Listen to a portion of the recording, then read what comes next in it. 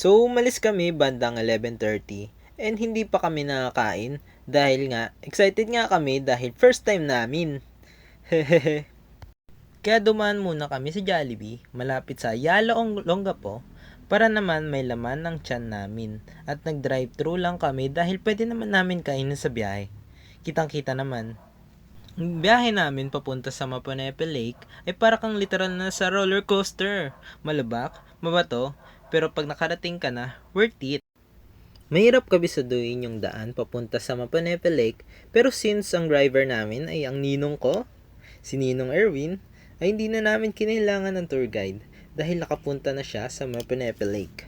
Pero guys, pag first time nyo lang papunta, kumuha kayo ng tour guide. Mahirap nang maligo kayo dahil lumihina rin ng signal papunta doon.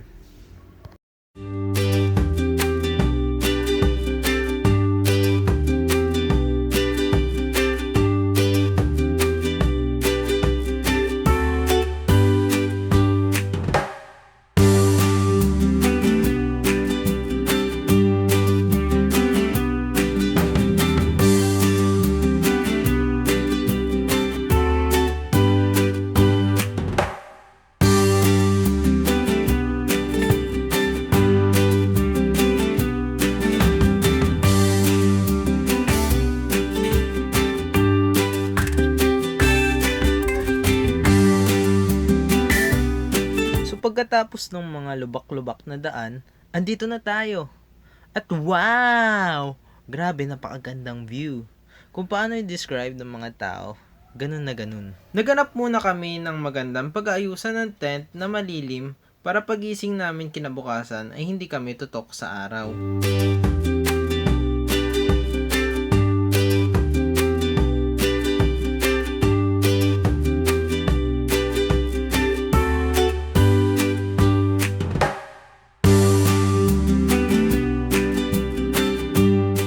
Kinagandahan sa Maponepe Lake is napakatahimik dito. After namin makahanap ng pwesto, ay dali-dali kaming nagayos ng tent. Halatang higang-higa na kami. Ayun, hindi ko siya nabidyuhan. Nabidyuhan ko na lang yung nagpapump na ako ng kama namin. Tinulungan ko naman ng bebe ko buuin ng paghiga nila ng pinsan ko. At parang nabaligtad pa nga nangyari. Ang ending, ako ang nagpatulong sa kanya. Ang bebe ko kasi, batak na yan sa camping. Buhat bakasyon yan. Camping ba naman?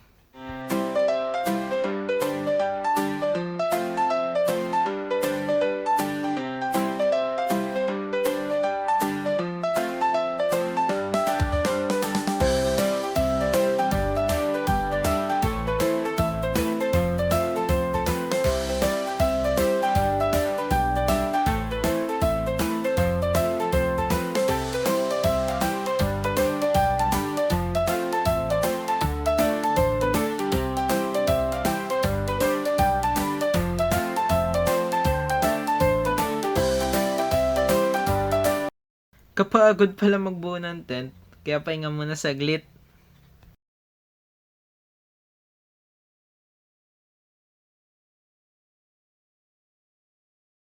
At ito na nga, malapit na namin maayos lahat. At ayun na nga, tamang pahinga si Kupal. Pero, grabe mga pre! Akala ko di kami magiging komportable na siksikan kami. Pero, shit! Ang luwag! At pwede kang mag-ikot-ikot sa kama at grabe ang laki din ng tent.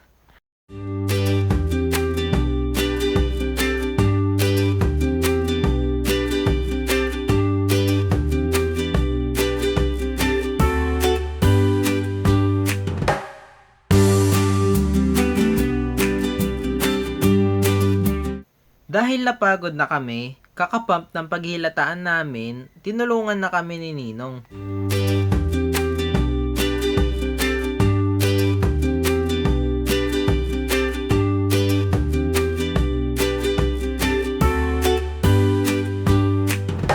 Inayos ko nga lang ng kaunti ang tent namin para maging kaaya-aya naman siya tignan.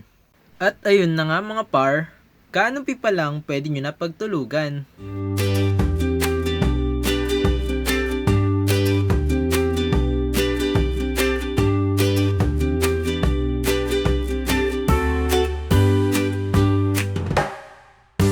Pagkatapos namin maayos yung tent, nagluto na agad kami.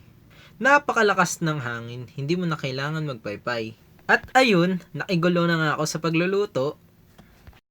At inuna na nga naming lutuin ang pinagmamalaki kong pork mang inasal.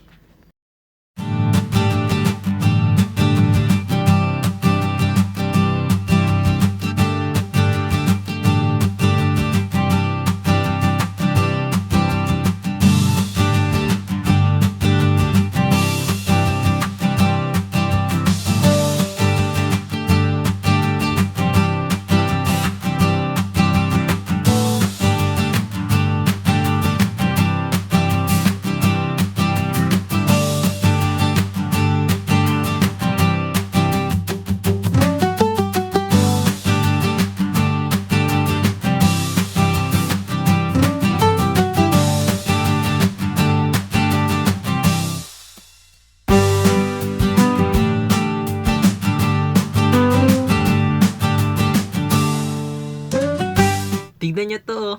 Napakagandang view. Ay, ito pala.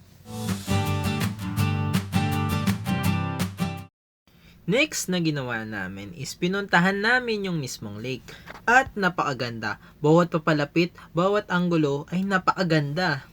Pero fun fact, ang Lake Maponepe ay nabuo dahil sa pagputok ng Mount Pinatubo. Natabunan daw ng lahar ang dalawang baryo. At ang sabi ng mga tao dito, after daw ng 1 week, may umagos sa tubig. And eventually, nabuo ang tinatawag natin ngayong Lake Mapanuepe.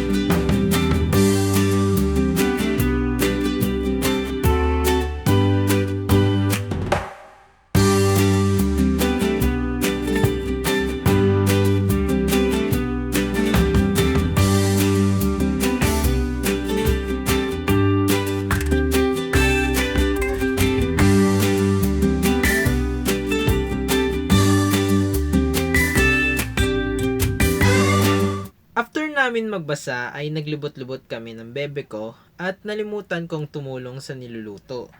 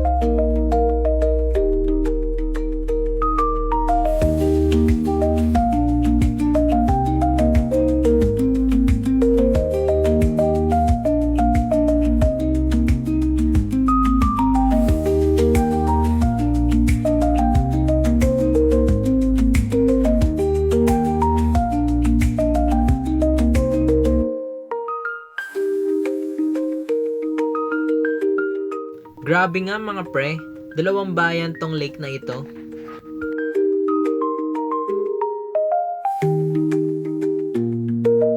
Pagbalik namin ay tapos na mga lutuin. Grabe, napakasarap.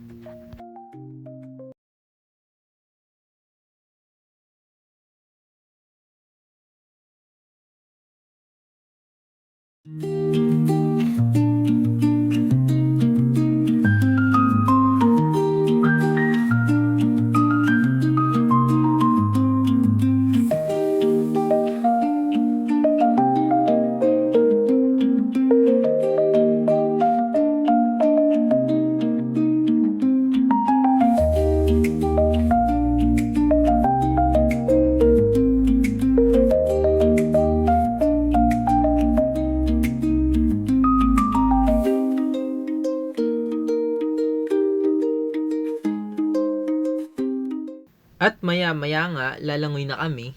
Para kaming lalangoy sa namayapang bayan. Kakilabot. Dali-daling lumangoy ang pinsan ko. Halatang hindi excited. Lumangoy din ako, pero di nga lang nabidyuhan.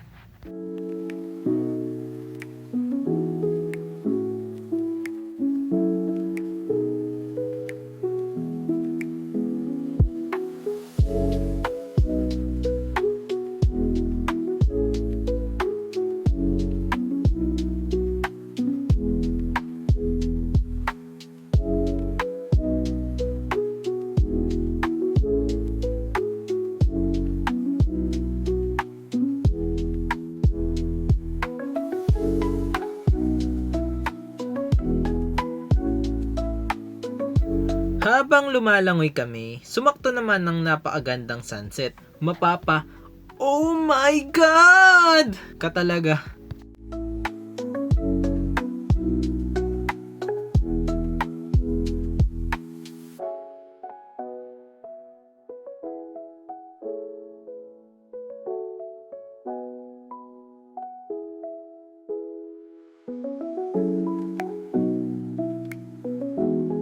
Nung dumilim na ay umahon na kami. At nagulat ako dahil may pailaw pa pala si Mother. Ang saya ng camping namin dahil napaka-organized nang nangyari sa camping namin kahit na ito yung first time namin. Ito, pahinga uli kami. Ang video na ito ay puro pahinga lang talaga. At napagplanuhan naming syumat pampatulog lang. Habang syumasyat kami ay nag-iihaw kami ng marshmallow.